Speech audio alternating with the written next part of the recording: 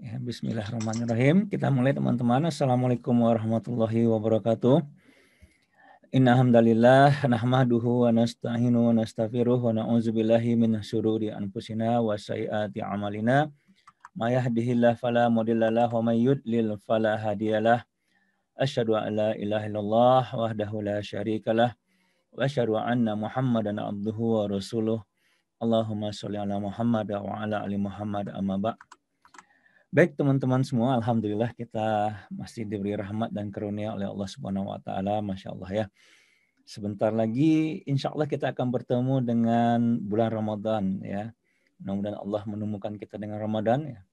Satu hari lagi ya, insya Allah ya, atau 2 hari lagi walau alam bisawab ya. Dan mudah-mudahan Allah menyampaikan kita ke ujung Ramadan insya Allah.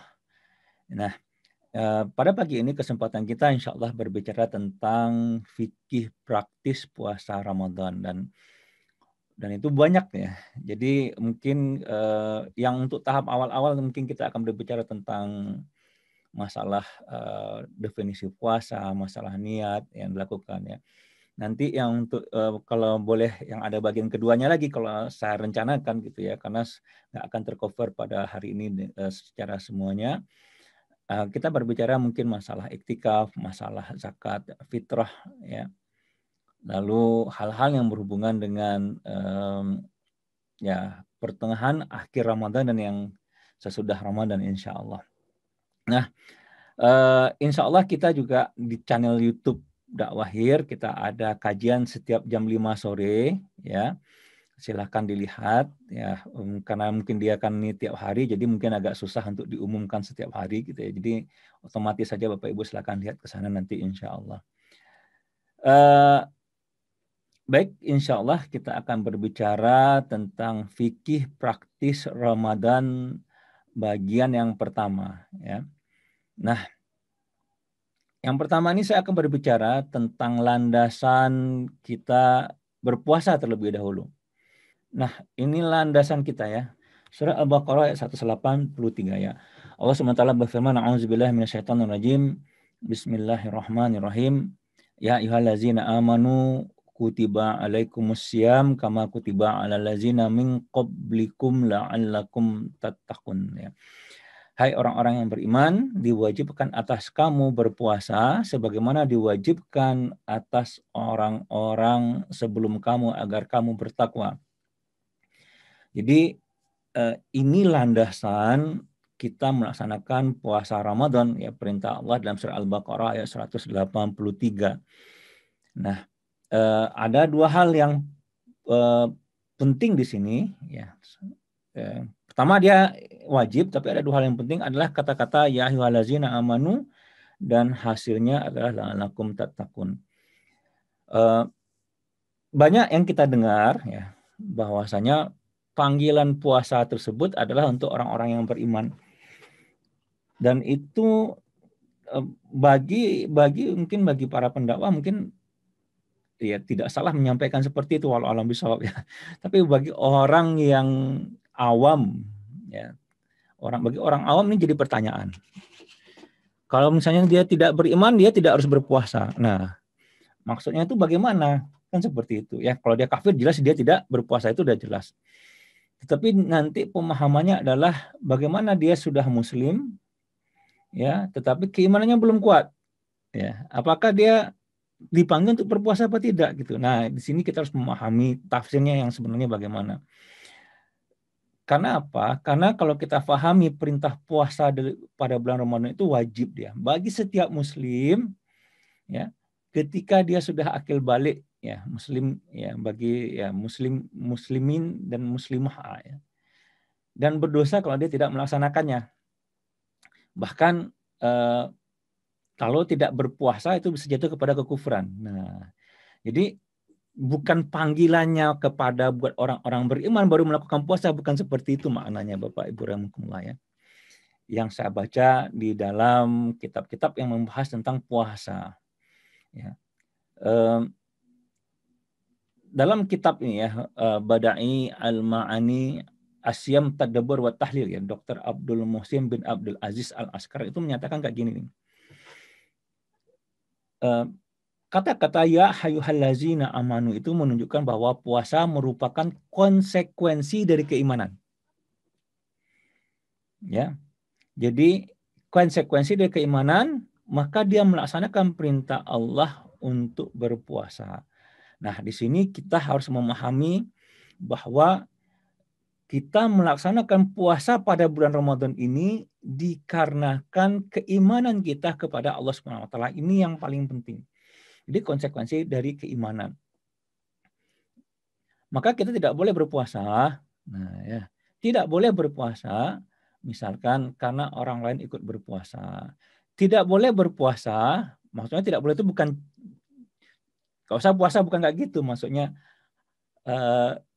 ya dalam arti kata landasan kita berpuasa itu adalah semata-mata karena perintah Allah, ya, karena kita beriman kepada Allah Subhanahu wa taala. Inilah maknanya ya, panggilan ya ayyuhallazina amanu. Nah, ya, hai orang-orang yang beriman.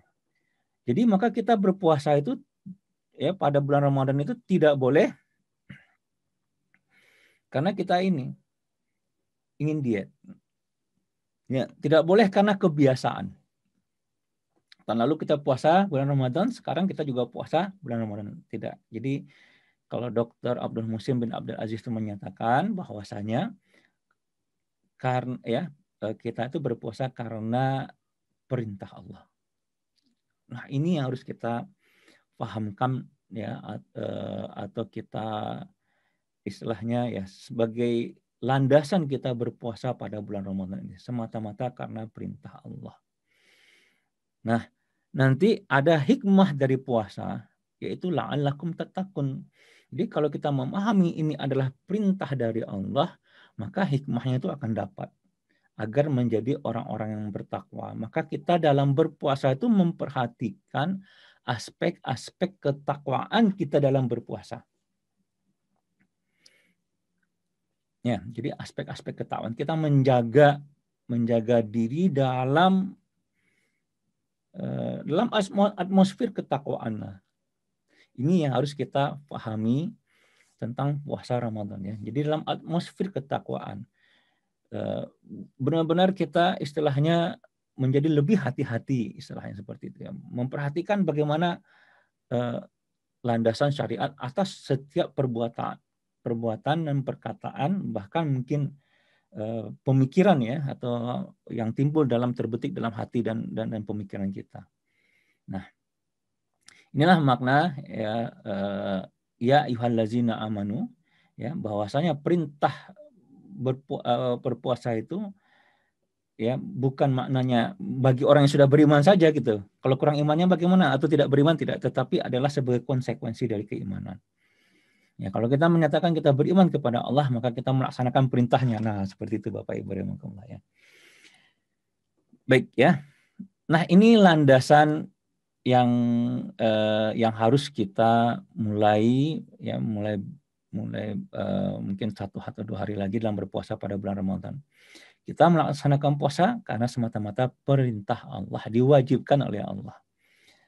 Nah, targib puasa Ramadan, targib itu maksudnya spirit atau semangat ya, atau jadi motivasi pada puasa Ramadan itu adalah pengampunan dosa. Ya. Jadi ini harus kita pahami Bapak Ibu rahimakumullah ya sebagai suatu yang luar biasa. Maka kalau orang memahami bulan Ramadan ini adalah bulan maghfirah ya, maka mereka akan mempersiapkan diri. Kita ini manusia ya, manusia yang prone to be wrong ya, maksudnya cenderung melakukan kesalahan ya, cenderung berbuat dosa secara terhadap diri kita sendiri gitu ya, mungkin terhadap orang lain juga. Nah, bulan Ramadan ini adalah bulan pengampunan dosa sebagaimana sabda Rasulullah SAW, "Man shoma Ramadhana imanan wahtisaban kufirallah ma taqaddamat min dzambih." Ya. Ya, barang siapa yang berpuasa di bulan Ramadan dengan penuh iman dan ihtisab. Ya, jadi ihtisab itu dengan persiapan, dengan semangat, dengan kehati-hatian. Untuk apa? Ghufirallahu, untuk mencari ridho Allah atau ya, maka dia akan diampuni dosanya-dosa yang telah lalu. Matakot damat min zambih.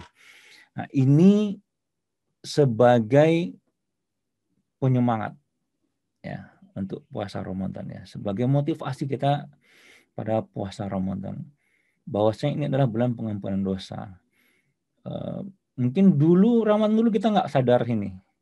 Lewat Ramadan kita dosa-dosa kita banyak ya, tidak ada yang diampuni misalkan seperti itu. Nah, sekarang ya kita harus menyadari bahwa ini adalah kesempatan emas. Apalagi kalau kita berbicara tentang hari akhirat. Nah, bulan Ramadan ini juga adalah bulan dikabulkannya doa ya, dan pembebasan neraka. Di dalam sebuah hadis riwayat Ahmad, Rasulullah SAW bersabda, sesungguhnya Allah memiliki hamba-hamba yang dibebaskan dari neraka setiap siang dan malam dalam bulan Ramadan. Dan semua orang muslim yang berdoa akan dikabulkan doanya. Nah, tentu ini harus ada penjelasan Bapak Ibu rahimakumullah ya tentang bagaimana dikabulkan doa. Ya, jadi bukan semata-mata bahwasanya langsung dikabulkan doa tanpa ada prasyarat ya. Jadi ada memang orang yang dikabulkan doanya khusus pada bulan Ramadan karena apa, persyaratannya sudah dipenuhi. Jadi dibuka gitu dihijab lah semua doa-doa gitu ya, tetapi tentu dengan prasyarat bagi orang yang benar-benar menginginkan Ramadan ya, menginginkan Ramadan. Jadi memang bersungguh-sungguh. Maka kalau pemahaman saya Bapak Ibu rahimakumullah ya, kita itu harus datang pada bulan Ramadan ini dengan daftar beban dosa-dosa untuk minta dibersihkan kepada Allah Subhanahu wa taala. Ini pemahaman saya ya. Saya sebagai seorang awam ya, lahir sebagai seorang muslim ya, lalu Islamnya hidup di dalam kehidupan sekuler gitu. Islam dipisahkan dari kehidupan, kita dijauh-jauhkan dari makna-makna Islam. Setelah kita sadar bahwasanya kita ada kehidupan akhirat, ada kehidupan berikutnya yang akan dihisab, dan kita sadar bahwasanya selama ini kita tidak berbuat sesuai dengan syariat, tentu yang ada dosa-dosa gitu. Maka bagi orang-orang seperti kita, apalagi yang sudah setengah abad ya, ada ya, teman-teman yang jelita gitu ya, jelang 50 tahun. Maka ini sebagai motivasi sebenarnya ya, mencatat atau membuat catatan dosa ya, di list nih. Kenapa? Kalau kita pahami akidah Islam, kalau kita pahami Al-Quran, faman ya'mal misqala dzarratin khairan yarah wa man ya'mal misqala dzarratin syarran yarah. Kita tuh mulai dihisab sejak dari akil balik. Ya, dari akil balik kita dihisab, dihitung, ya, dicatat setiap perbuatan kita. Nah, kita bisa tahu gitu, kita sendiri yang tahu tuh seberapa banyak perbuatan kita yang sesuai dengan syariat dan seberapa banyak yang enggak. Nah, bagi saya yang terlahir sebagai seorang muslim abangan istilahnya gitu kan, ya mungkin lebih banyak tidak ada yang niatnya karena Allah segala macam, karena semua berdasarkan kebiasaan, apa yang orang lain lakukan kita juga lakukan dan segala macamnya. Baru kita memahami hakikat kehidupan ini setelah ada yang mendakwahkan Islam kepada kita ya. Apalagi di zaman yang penuh fitnah sekarang ini. Nah, maka pada bulan Ramadan ini Bapak Ibu rahimakumullah ya, mempunyai catatan dosa ya, atau merasa berdosa itu lebih baik daripada kita masih merasa suci gitu ya. Ya, pada bulan Ramadan ini kita lebih baik menjadikan diri kita tuh hina di hadapan Allah ya, dengan beban dosa yang banyak dan merasa itu belum diampuni gitu. Nah, ini akan membuat kita bersemangat untuk beribadah kepada Allah Subhanahu wa taala. Ya. Tapi kalau memang kalau kita tidak punya yang demikian, maka itu akan lewat saja. Kita tidak menganggap besar atau tidak menganggap berat beban-beban dosa. Ya, tidak takut dengan akhirat kita. Ya. Nah, ini sebagai targhib ya pada bulan Ramadan ini. Jadi kalau pemahaman saya, kumpulkan semuanya. Jangan menganggap sudah diampuni oleh Allah Subhanahu wa taala ya. Datang kepada Allah pada bulan Ramadan ini, maka kita akan beribadah dengan khusyuk gitu ya. Berdoa dengan khusyuk ya. Dengan puasa yang dengan penuh kesusahan segala macam kita mau bersabar gitu. Kenapa? Karena kita ingin diampuni dosa-dosa kita. Karena memang Ramadan adalah bulan maghfirah ya. Bulan maghfirah. Berikutnya Bapak Ibu rahimakumullah ya. Nah, ini nih yang biasanya jadi ribut. Oke, saya baca berapa banyak pendapat ya. Jadi saya ambil yang katanya rajih, ya istilahnya seperti itu. Yang rajih, yang para ulamanya banyak lebih sepakat yang sesuai dengan Al-Quran dan As-Sunnah. Jadi nggak akan saya bahas satu persatu karena banyak dan akan panjang. Jadi kalau tentang masalah penentuan awal dan akhir Ramadan ini akan eh, akan banyak ya. Ya, jadi eh, ya ada metode hisab, ya ada metode ru'yat ya. Metode hisab berdasarkan perhitungan ya. Lalu metode ru'yat itu melihat ya. Ru'yatul hilal, melihat bulan ya. Lalu dalam masalah melihat itu ada lagi terbagi dua, matla universal dan matla lokal ya. Misal ya, ini permasalahan yang jadi permasalahan setiap tahunnya gitu. Nah, pertanyaannya adalah mana metode yang paling dekat dengan kebenaran Al-Quran dan As-Sunnah.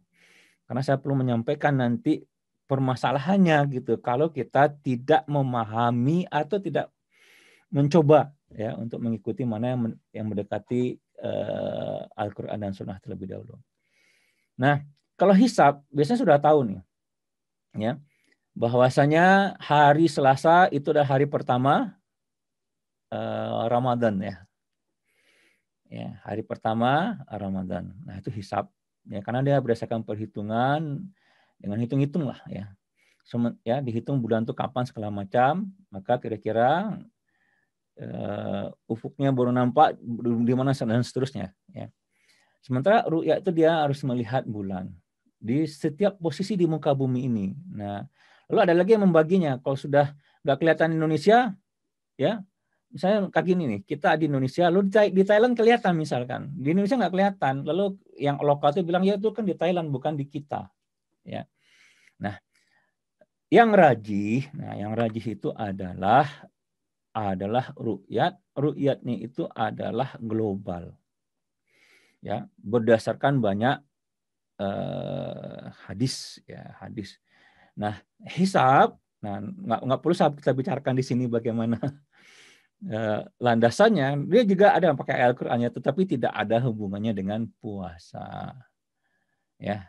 Nah, sementara puasa sebagaimana juga adalah sholat, ya, ada zakat atau doa gitu ya, itu adalah ibadah ma'dah. Ibadah ma'dah itu dia tauqifi. Ya, tidak boleh ditambah dan tidak boleh dikurangi. Nah, dalam masalah ru'yah ini Rasulullah SAW mengatakan, berpuasalah kalian karena melihatnya hilal. Dan berbukalah karena kalian melihatnya. Ya. Hilal itu maksudnya bulan yang tipis itu ya. Apabila pandangan kalian tersamar, terhalang, maka sempurnakanlah hitungan bulan Sa'ban menjadi 30 hari. Nah, ini yang rajih ya. Jadi ru'yatul hilal global. Ya, dalam hadis yang lain Rasulullah menyatakan, janganlah kalian puasa hingga melihat hilal. Jangan pula kalian berbuka hingga melihatnya.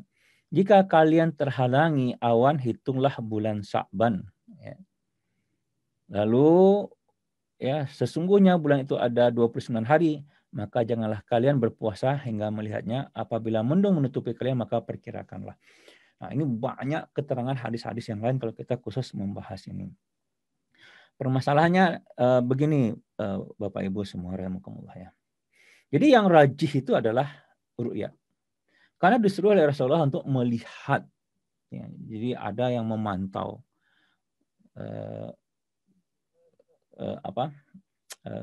masuknya bulan di penjuru muka bumi. Oke.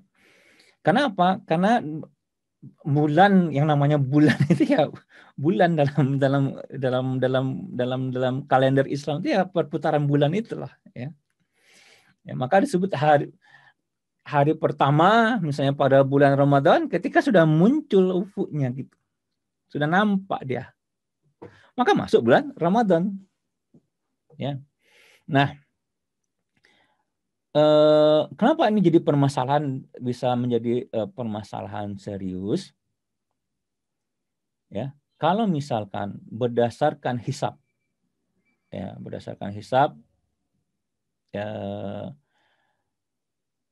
hari Selasa orang puasa misalkan, ya, hari Selasa orang puasa, lalu berdasarkan ru'yat hari Senin puasa, maka yang rajih itu yang mendekati sunnah Al-Quran dan sunnah itu adalah yang hari Senin puasa. Maka yang tidak berpuasa pada hari Senin tentu dia termasuk berdosa, ya, dengan ketidakketahuan gitu ya. Karena ada yang dosa yang dengan karena memahami gitu. Nah, inilah permasalahannya. Begitu juga pada akhir Ramadan nanti. Ya. Apabila kita misalkan ya sudah ya berdasarkan metode hisab, besok itu sudah masuk 1 Syawal. Sedangkan berdasarkan ru'yatul hilal, besok itu masih Ramadan misalkan ya. Jadi berapa perhitungannya seperti itu. Ya. Maka yang makan pada bulan Ramadan maka dia haram hukumnya. Nah, disinilah maka kita harus memahami bahwasanya memantau kapan masuknya bulan Ramadan dan kapan berakhirnya bulan Ramadan itu termasuk bagian dari syariat ya, dan termasuk bagian dari fikih puasa Ramadan. Nah, saya sampaikan di sana aja dulu ya. Jadi kalau ada yang bertanya segala macam silakan. Nanti kita akan cari-cari mana yang paling rajih Bapak Ibu rahimakumullah ya. Nah, itu tentang ru'yah. Berikutnya kita akan berbicara tentang puasa ya. Definisi puasa ya, pengertian syariatnya ini kita lihat dari kitabnya Imam Asy-Syaukani ya, kitab Asyam, kitab khusus tentang puasa saja. Ya, puasa adalah menahan makan dan minum serta yang membatalkannya pada waktu dengan syarat-syarat yang bersifat khusus. Ya, menahan diri dari makan, minum, jima dan lain-lain yang kita diperintahkan untuk menghadiri daripadanya ya sepanjang hari menurut cara yang telah disyariatkan. Disertai menahan diri dari perkataan sia-sia, perkataan yang merangsang, mohon maaf, perkataan yang diharamkan, dimakruhkan, menurut syarat-syarat dan waktu yang telah ditetapkan. Nah, itu ya definisinya ya. Jadi ada menahan secara perbuatan ya, menahan juga secara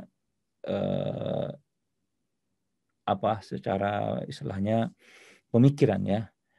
Jadi menahan makan minum secara fisik gitu ya. Ya. Menahan perkataan ya.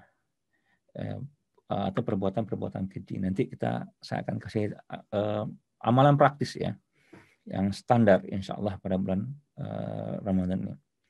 Nah, rukun puasa ya, rukun puasa yang pertama itu adalah niat ya. Nah, orang yang berpuasa wajib berniat puasa di malam harinya sebagaimana sabda Rasulullah, barang siapa tidak berpuasa sebelum fajar maka tidak ada puasa baginya. Nah, di sini ya Imam Syafi'i, Imam Ahmad bin Hambal, ya Al-Hadrin Al-Qasim itu mengharuskan niat pada malam hari khusus untuk puasa Ramadan.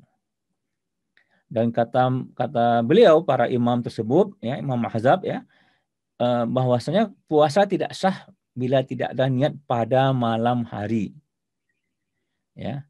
Ini menurut Imam Syafi'i ya dan Imam Ahmad bin Hambal ya. Nah,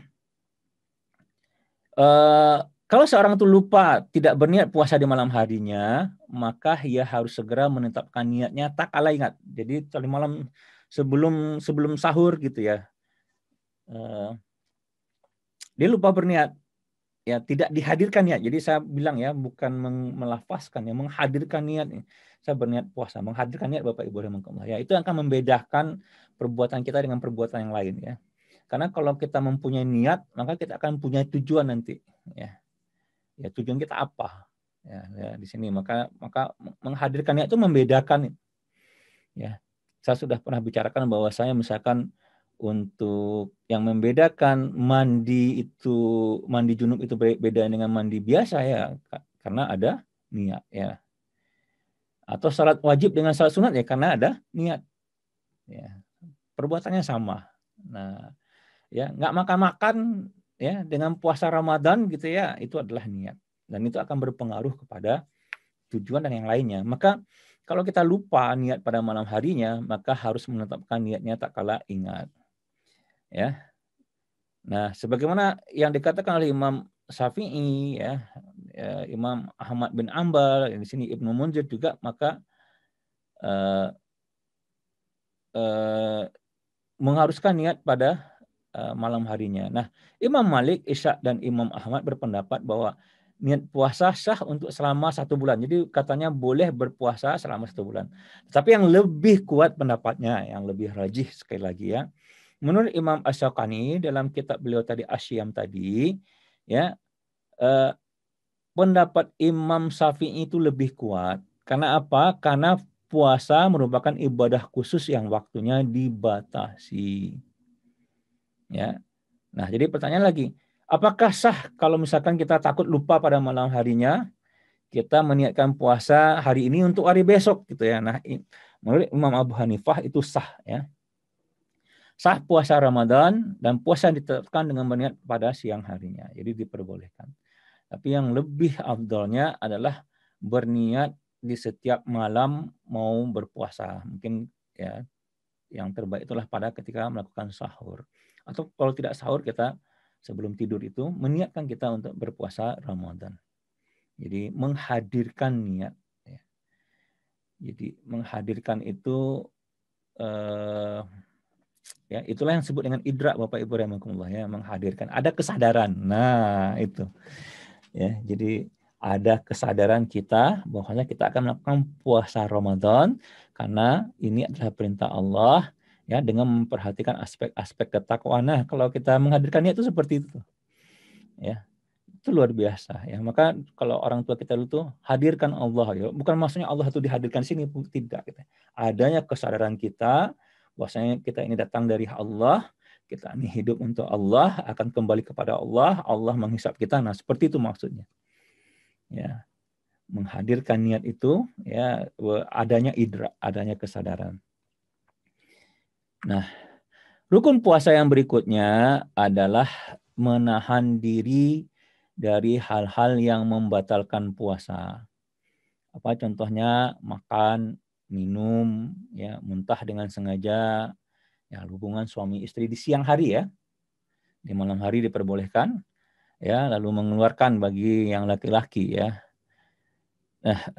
Mengeluarkan air maninya gitu atau spermanya ya dengan sengaja. Nah, kafarat dari jima ini yang penting difahami ya bagi suami istri yang kalau dulu pernah melakukannya ya bertobatlah dan membayar kafaratnya. Ya, jadi tidak hanya sekedar mengqadha puasa. Membayar kafaratnya yaitu karena apa ya sudah tidak berpuasa lalu berhubungan suami istri di siang hari Ramadan. Pertama itu memerdekakan budak ya. Kalau nggak mampu mendekatkan budak, sekarang kan budak tidak ada ya. Puasa 2 bulan berturut-turut atau memberi makan 60 orang miskin. Ya. Memberi makan 60 orang miskin. Nah itu yang harus dibayar ya untuk masalah rukun puasa.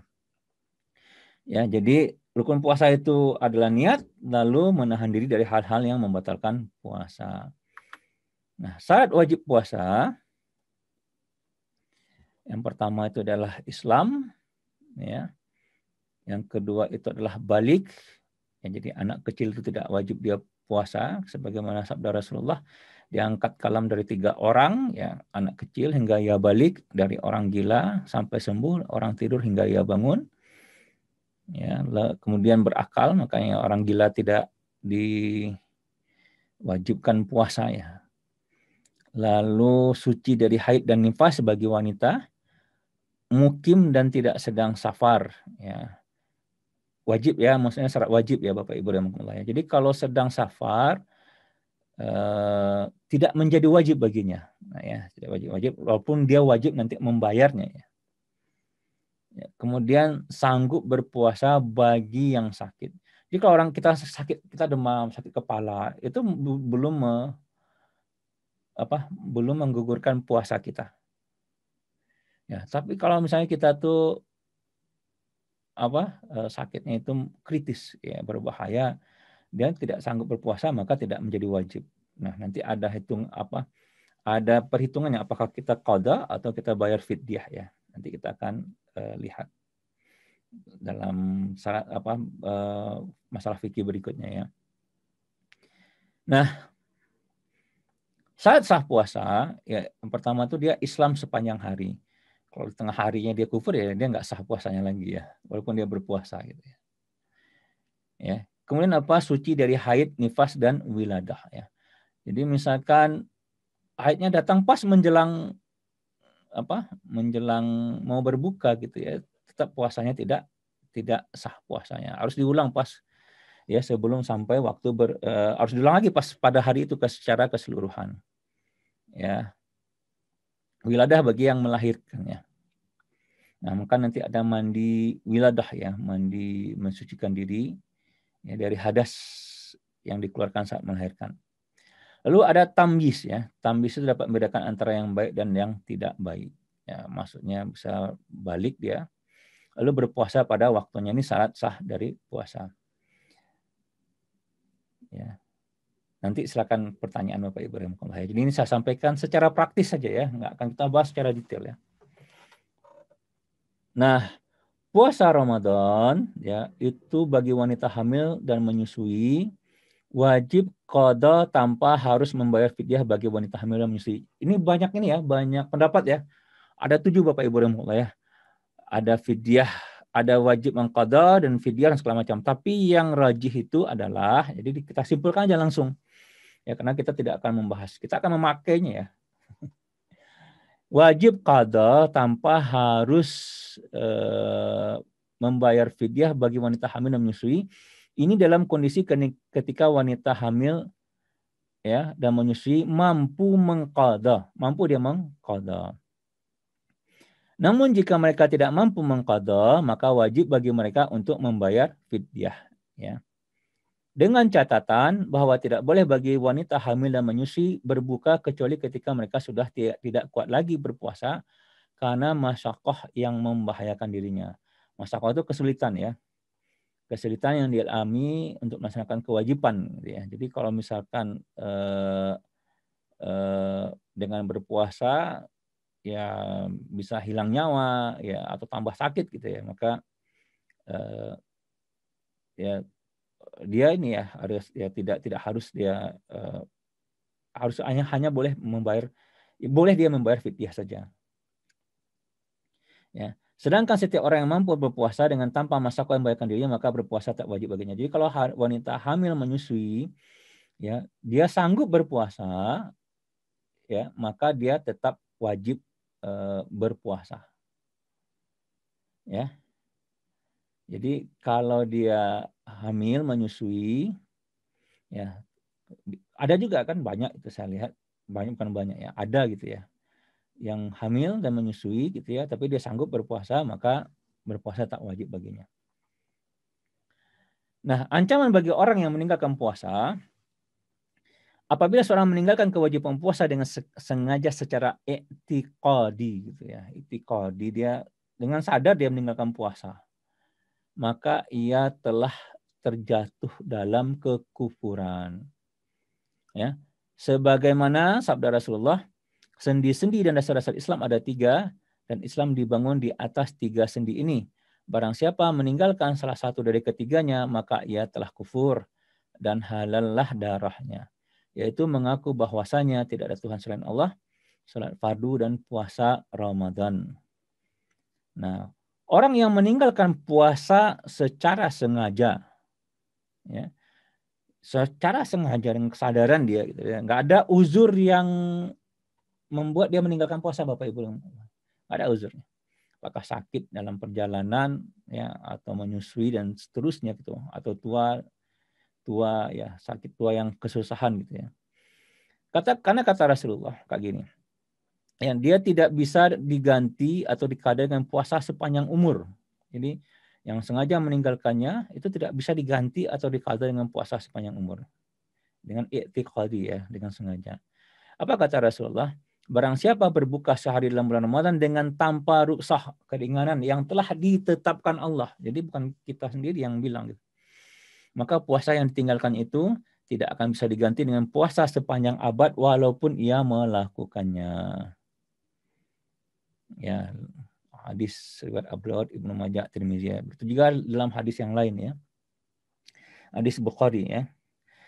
Barang siapa yang berbuka bulan Ramadan dengan tanpa uzur dan sakit, puasa itu tidak akan bisa diganti dengan puasa sepanjang masa meskipun ia melakukannya.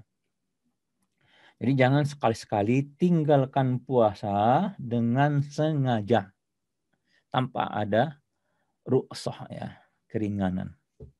Atau karena kita punya uzur. Nah, kalau kita ya punya uzur ya maka diperbolehkan kita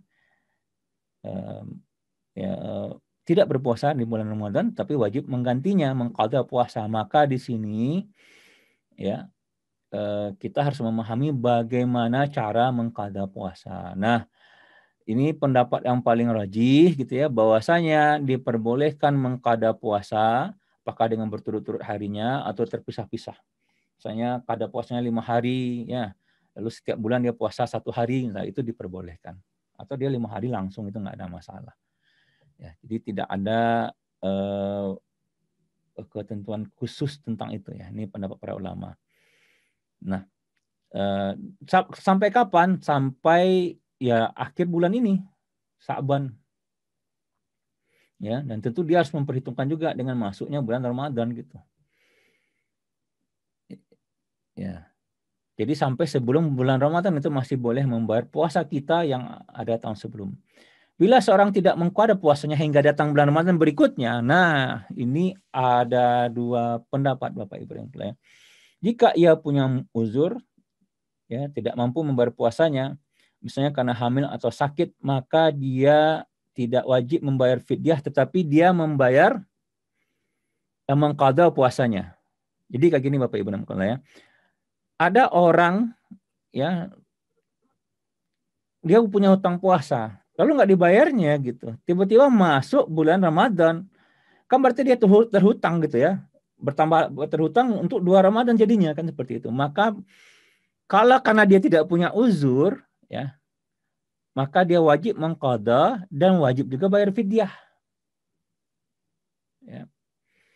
Wajib mengqadha, wajib juga dia membayar fidyah. Maka kalau Bapak Ibu ya suka melambat-lambatkan membayar puasanya, lalu tiba-tiba talonsong gitu istilahnya.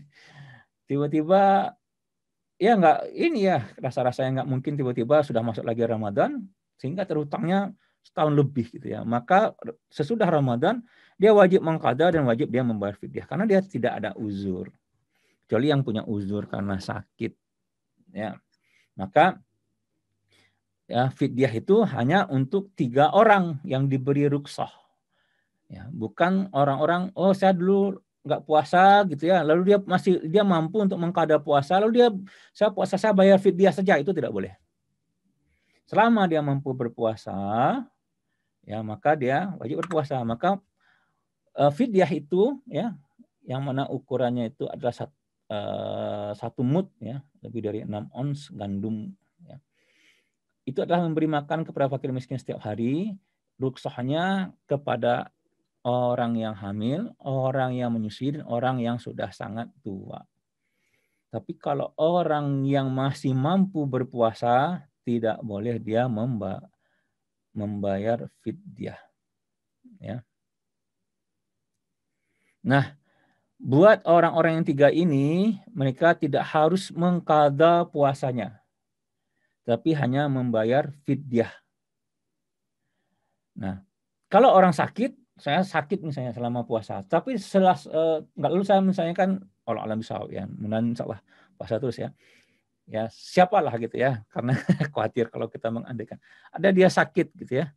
Lalu dia tidak berpuasa karena dia sakit. Lalu setelah selesai Ramadan, dia itu sehat, maka dia wajib mengqadha puasanya, bukan membayar fidyah. Ya, paham Bapak Ibu dan Bapak ya?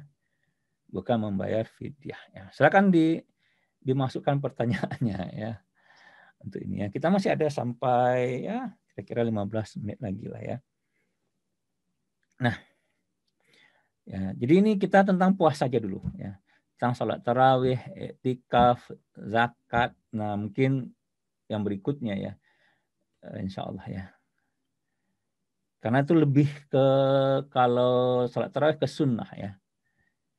Ya, ke zakat nanti tengah-tengah di zakat fitrah nanti ya, sudah di akhir-akhir. Ya. Baik Bapak Ibu rahimakumullah ya. Adab berbuka puasa ya, adabnya ya. Masalah ini. Pertama ya, menyegerakan berbuka. Menyegerakan berbuka. Lalu berbuka sebelum sholat maghrib. Ya. Jadi kita berbuka dulu, jangan sholat maghrib dulu gitu. Kalau memang kita mau sholat di masjid, ya terutama buat bapak-bapak ya. Kalau ibu-ibu itu sebenarnya sholatnya di rumah ya, kalau yang sunnahnya ya. Bawa pembukaan. Ya, kalau nggak ada takjil di masjidnya ya, bawa pembukaan. Berbuka dengan korma dan air ini sunnahnya Bapak Ibu rahimakumullah ya. Nah, doanya banyak sebenarnya, tapi yang paling rajih ini doa yang diucapkan ketika berbuka, yang ini zahaba zama'u wa batalil urugu wa sabatal ajru insyaallah. Ya. Ini yang rajih. Yang biasa kita ini kan ya Allahumma lakasumtu ya itu ya wabika amantu yang biasa dirajih. Tapi yang rajih itu yang ini. Telah hilang rasa haus dan orang telah basah pahala telah tetap insyaallah. Nah, kemudian ada berbuka puasa adalah memberi makan orang yang berpuasa. Sebagaimana Rasulullah menyatakan barang siapa yang memberi makan orang puasa sama dia dengan telah mendapatkan pahala orang yang berpuasa tersebut. Nah, jadi menyerahkan berbuka ya. Ya, lalu berbuka sebelum salat maghrib ya dan seterusnya. Nah, terakhir Bapak Ibu rahimakumullah ya, ini tuntunan karena apa ya, terlalu banyak bahannya, nanti kita bagi dua, maka saya kasih tuntunan aja terlebih dahulu. Yang terakhir insya Allah yang praktis ya amalan hari ini bulan Ramadan, dan saya juga sudah kasih checklist sebenarnya, itu pakai Google Sheet saja, nggak perlu di print sebenarnya. Ya Bapak Ibu copy di Google Sheets-nya, lalu dicek ya, dicek sudah apa tidaknya. Nanti dikasih ada berapa persentasenya untuk amalan harian di bulan Ramadan. Yang pertama, jangan lupa berniat puasa Ramadan pada malam sebelumnya. Setiap hari Bapak Ibu. Ya, setiap hari. Nah, ini akan membuat Ramadan itu lebih hikmat lagi ya.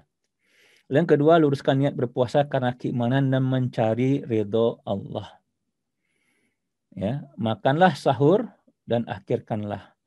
Ya, bersegeralah berbuka dan janganlah berlebihan. Ya. Kemudian jagalah diri dari hal-hal yang membatalkan puasa, misal makan, minum, dan lain-lain. Lalu menjaga diri dari hal-hal yang merusak niat dan pahala kita, misalnya berkata dan berbuat keji, ghibah, dusta, dan lain. Ya. Kemudian dirikanlah sholat tarawih dan perbanyaklah amalan sunnah nawafil lainnya, ya, misal sholat tahajud dan seterusnya. Lalu memperbanyak membaca dan mengkaji Al-Quran. Karena Ramadan adalah bulan Al-Quran, bulan turunnya Al-Quran.